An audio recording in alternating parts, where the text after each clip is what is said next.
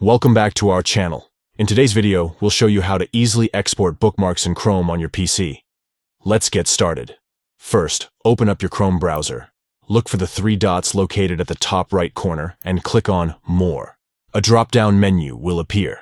Next, hover your cursor over Bookmarks in the menu. This will reveal additional options. Click on Bookmarks Manager to proceed. Now, once you're in the Bookmarks Manager, go back to the three dots on the top right corner and click on More.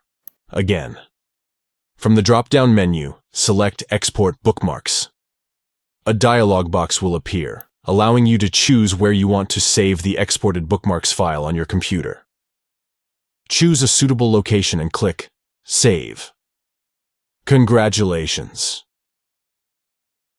You have successfully exported your bookmarks from Chrome on your PC. That's it for today's tutorial on how to export bookmarks in Chrome on your PC. We hope you found this video helpful. If you have any questions or need further assistance, feel free to leave a comment below. Don't forget to like and subscribe to our channel for more helpful tutorials. Thanks for watching.